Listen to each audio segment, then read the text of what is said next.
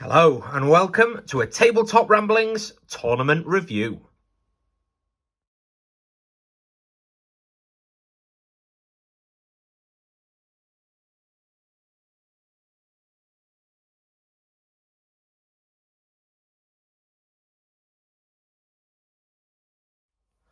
In a couple of days, it's going to be War of the Northern Alliance, a 600-point tournament that I'm going to be attending at Elysium Wargames in Pontefract.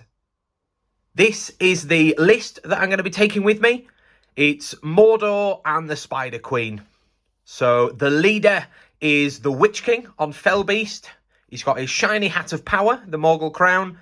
He's got 3 might, 16 will, and 3 fate. Hopefully enough will to get the job done. He is leading 5 Black Númenóreans, 5 Morannons with spear and shield. He's got a Morannon banner with spear and shield and 3 trackers. Then, accompanying the Witch King, he also has Gorbag, who's got a shield, and a similar warband of 4 Black Númenóreans, 4 Morannons with spear and shield, and 2 trackers. And then finally, the mighty Spider Queen from the Dark Denizens. It's a yellow alliance, and then she has with her just those 3 spider models, which are the broodlings that she'll spit out throughout the battles. This list is quite powerful with the combination of the Spider Queen and the Witch King, the magic and the 2 monsters, and Gorbag for that little bit of mainline support. But the numbers are very, very low. With just 27 models in total, it's very easy to break. Just 14 dead sees this army broken, and against overwhelming numbers, it is going to struggle, but hopefully the King and the Queen can wreck enough things to compensate for that. With the mobility and the control afforded by the long-range magic and movement of the Witch King and the Spider, we can sort of play around. But realistically, this is the kind of army that just wants to get stuck straight in. A lot of tournaments that I go to end up running to time each game. So I've gone for quite a small elite band just to smash in and either win quick or lose quick. The War of the Northern Alliance is a 600-point tournament, and each round is 2 hours and 15 minutes. So they are nice, long games. They're hopefully not going to time out unless there's some really big hordes out there. So it's going to be a good opportunity to really test out lists that are fairly balanced, as it needs to be able to cope with being broken and not just timing out before that happens. So we've seen the army. We know a little bit about the tournament. All that's left to do is pack the army away and get ready to head up to Ponte. This tournament uses a veto system, and for round 1, we had the choice of command the battlefield, storm the camp, and retrieval. So after vetoing it, I can't quite remember who chose to veto what, but in the end, we went with storm the camp, which I was quite happy with the Spider Queen being able to whip out her little kids to hopefully take the camp. The thing I was most afraid of, though, was that game 1 was against the mighty Balrog in the depths of Moria Legendary Legion. The game started as Storm the Camp always does. We both just ran at each other. I kept the Spider Queen and the Witch King fairly central so that they could go either way depending on where his force went. Winning priority a couple of times meant that to keep out of range of being lashed into combat, I had to pull back slightly, but that wasn't too bad because it meant that the Balrog was fighting in the centre and wouldn't be able to get back to defend the camp against the Spider Queen running off. This is how it was looking at the turning point when Moria took priority. which meant I was then able to respond, and things became very, very brutal very, very quickly.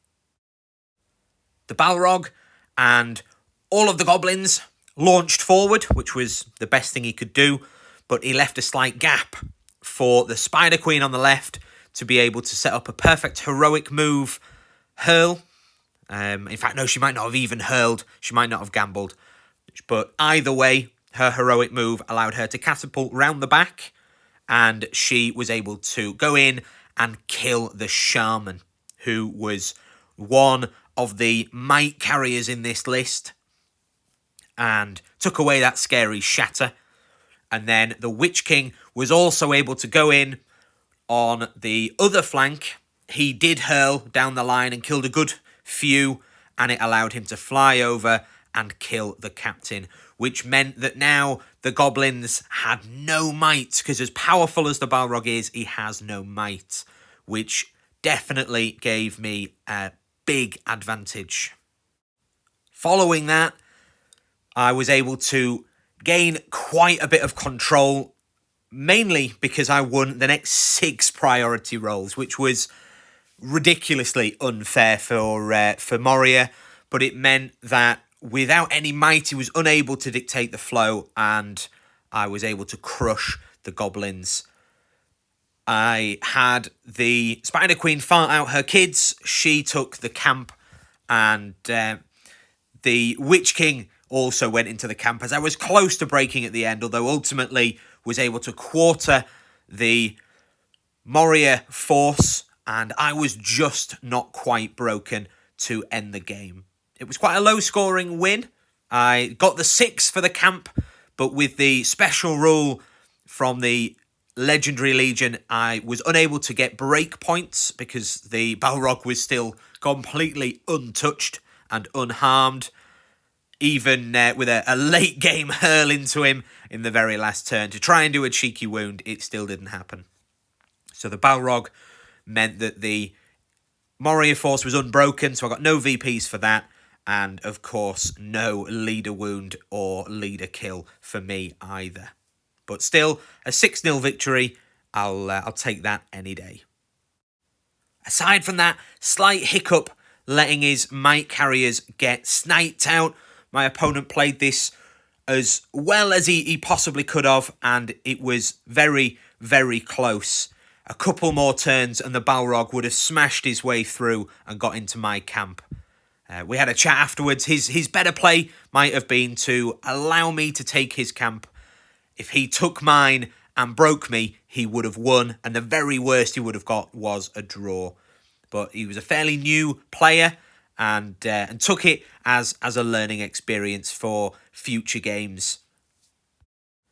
After not taking down, but at least not getting wiped out by the Balrog, it was on to the next challenge. Round 2 was Rivendell, the high fight value Elven Blade wielding nightmare.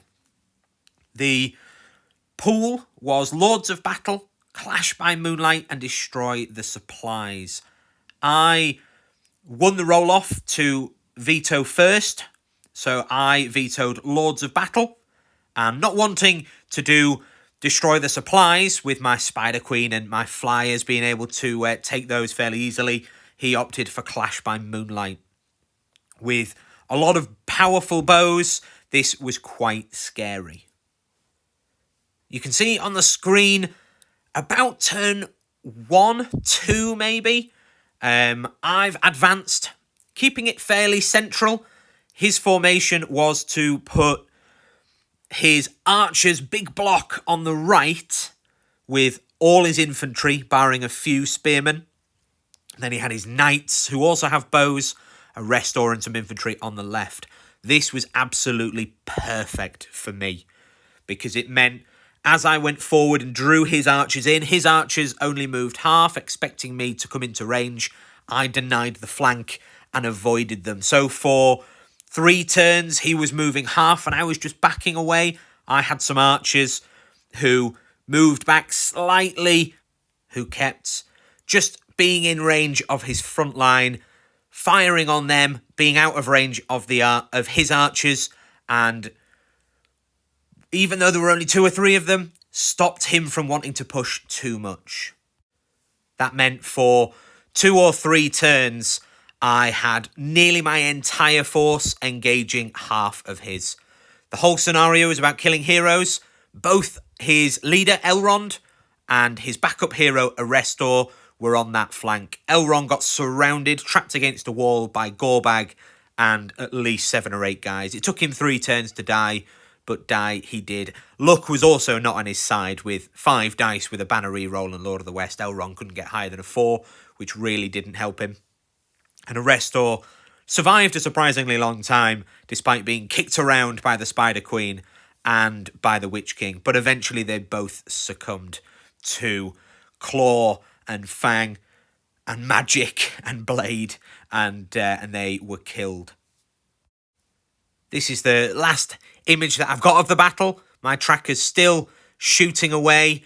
Elrond is still alive at this point, but I think this is the last turn he survived. After this, it was a bit difficult to take photos as my opponent was quite frustrated with losing the game at this point. He had no real way of winning this, and it went on to be a 12-0 victory. He broke, and I think I ended up only losing 1 model. Just the sheer force of my heroes at that point. He couldn't withstand it without any heroes of his own, with the magic and the hurls, and also, to be fair, some very unlucky dice rolling on his part. He very rarely won a fight. The dice were against him, and when he did, it was 1s and 2s to wound. The next round was against a ridiculous horde of goblins from Goblin Town. Sadly, my image isn't formatted right, but skipping to this, you can see how big that horde is. The horde was about 78 models, I think, if memory serves, with the scribe to bring in more, which is a whole new level of terrifying. He won the roll-off, or to some extent lost, because vetoing first doesn't seem an advantage. But either way, he vetoed first and vetoed Heirlooms of Ages Past. It is my least favourite scenario because I don't like the randomness of it. But to be honest, with hindsight, it might actually have been quite a good one for me. So he vetoed well there. That left me with Divide and Conquer, which is where you come in from opposite quarters, both quarters A and B, so to speak, and your opponent has the other 2, and you have to run to the 3 objectives in the middle, or Fog of War. And as he had the scribe to bring in more models, Fog of War, he was guaranteed to get my objective. So I decided to risk it with Divide and Conquer. I knew that he would have huge numbers, but if I could break him and things ran, I might be able to take those objectives. I was wrong. We raced towards the centre. Off camera, the Spider Queen is getting tagged by just one very brave goblin who the scribe had brought in, and just kept charging her. She'd barge away, but not far enough. So she was very late to the party. Here, the Witch King is ready to get a hurl, but unfortunately that line where the Goblin King is absolutely perfect, and I'm unable to get any form of bead on it. So I went for the little group that came after the other objective. The initial clash of lines wasn't too bad for me. I did kill most things. Lost a couple of guys, but I killed a lot of goblins because he struggled to charge. His low courage with my terror front line was quite handy, although the Witch King made an error, or at least I made an error, in that I went for a great hurl, heroic combated. Instead of combating off somewhere useful, I combated off for another hurl, only to be reminded that you can't use 2 brutal power attacks in one turn. Rookie mistake then meant that my now very low might Witch King, 1 left, was out on a limb, loads of goblins round him to just keep him tied up. Finally, The Spider Queen joined the party. She came in and wrecked face, but it was a bit late by this point. I'd missed a crucial opportunity to heroic move with Gorbag. I only noticed after I decided not to call anything. I would have been able to block off the central objective. It would have come down to a heroic move roll-off, but as it was, I didn't call anything. He had priority and swarmed in. Fast forward to the end of the game, and I had broken very, very badly. I had very little left. Done some serious work in terms of killing goblins. Did manage to break the force by one right at the end. But it wasn't meant to be. He had the left and right objective and just managed to take the centre. I think I had 6 and he had 7. It was very close on the centre, which would have made it something like a 4-3 win to him instead of an 8-1 or whatever it ended up being. It was, however, a very, very fun game. It was not that long into the game that I knew it was never going to happen. So it was quite a freeing game to just go in, go nuts, kill as much as possible and have a laugh. And he ended up getting my most sporting vote because we just had a laugh. We just had a great game. It was a lot of fun wading through those goblins, stabbing everywhere, just having a good old game for round 3. The final game of the day was a pseudo mirror match. Witch King against Witch King, both on Fell Beast, both with the crown, both 3/16/3. However, mine was the Strange Mordor Dark Denizens Alliance, and his army was the horror that is Angmar, my absolute worst nightmare.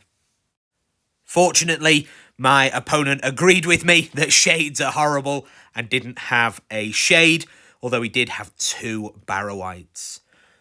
So for this round, we could choose between Recon, Assassination, and Domination. He won the roll-off to choose to veto first and vetoed Assassination, which is a shame because it would have been fun to go after some of those Barrow-wites. Although I decided going toe-to-toe with this army was probably not for me, so opted for Recon. I figured the Spider Queen could fart some kids out, they'd get off the board, and then I'd win by attrition. He had a similar thought with his 4 Wild Wargs, which went to the right-hand flank, while my Spider Queen went to the left. And his Wraith went for my Spider Queen, and my Wraith went for his fast attack as well. So then I had the opportunity to charge in with my Fight 6 Spider against a Warg Rider, and as it was, I opted not to call anything, and neither did he. So I was able to barge into the Witch King and had a duel. At this point already, I'd seen one look at the sheer size of his force and thought realistically, now that the Spider Queen has been fended off, she had to resist some spells. She only had 1 will, which she used to get a kid out, which you can see very close to the end. I knew that realistically this was going to be an uphill struggle. So I decided to go for that 50-50. If I can kill the Witch King, I'm probably going to win the game. If the Spider Queen dies, losing me 115 points before the game even starts, it's probably going to be over. Went in, managed 3 wounds with her 3 attacks because she re-rolls failed wounds and was wounding on 5s. Had to burn a point of might to get that last wound, but the Witch King also having to burn all his might to do it, but used all 3 fate to save all of those wounds, which meant now, in fact, no, just 2 might, so he had 1 left, meant that now my Spider Queen was in serious trouble. Luck was on my side, however, because next turn I won priority. So the Witch King had to use his last point of might to heroic move off to get the spider that you can see in the top left. He did, however, transfix the Spider Queen, and then she was paralysed. She was out of will. She'd had to use 2 to resist a transfix earlier, and she had used her last will to get the kid out. So she was now in a very unfortunate position. She lasted a couple of turns. It took a few turns for her to get overwhelmed, but obviously being paralysed, she could do nothing. She auto loses fights, and she was killed as soon as the Witch King had finished with the spider.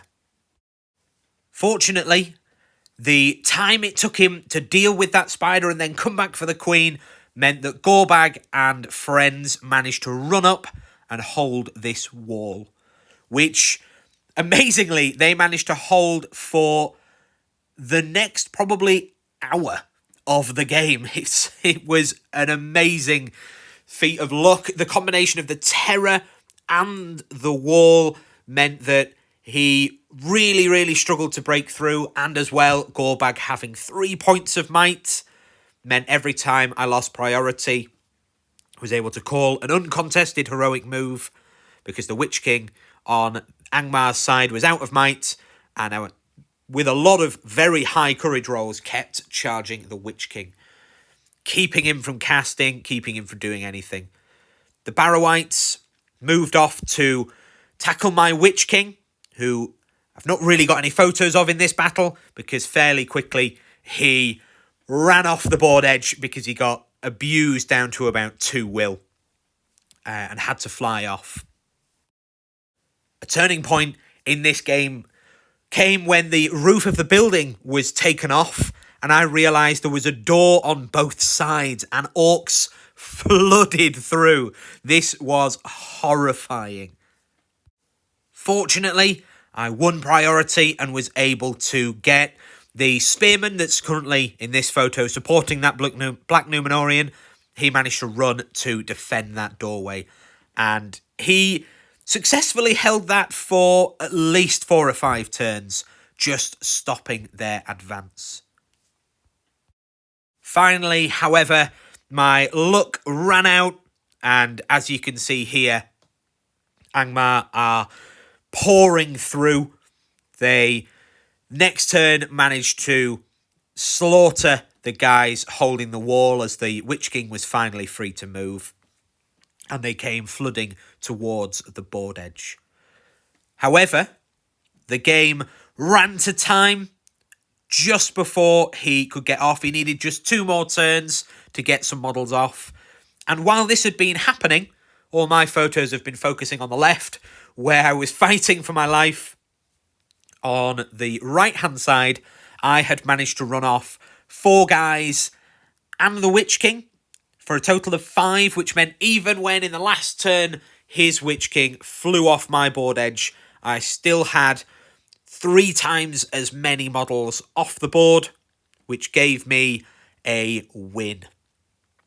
He had well and truly broken me, and he was probably only down 25% of his models. He was a long way off breaking, because I had just been shielding for my life holding that wall. It was a 7-3 victory to Mordor, and Angmar were just not quite quick enough at breaking through to claim a victory. This was a really close game. It was very well fought by my opponent, and it was incredibly nail-bitingly tense. At any moment, my thin line could have broken, and they'd have poured through, which they did in the end, but just not quite quickly enough. That kind of nail-biting game, it was really fun. It was a great way to end a great event. So that was the tournament. In the end, I ended up placing 5th. I was joint with a lot of people. I think there were at least 4 or 5 of us that got 3 wins. There was only one person that got 4, and that was the Goblin Town list that beat me. Of the 4 or 5 of us that got 3 wins, I was fairly low down because it came down to VP difference, and my score was 1 or 2 less than a fair few of those other people, with my fairly nasty loss and some low-scoring wins. All in all, though, pretty happy with that placement. There were 22 people, so 5th is still quite high up, and more than that, it was really, really fun. It was a very laid-back, chill tournament.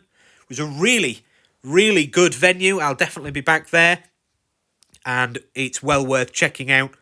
Tickets actually come on sale today for their GBHL 80 tournament, so do check out their Facebook page. I'll try and put a link in the description below. I hope that you enjoyed this video. Thank you very much for watching, and I'll see you next time.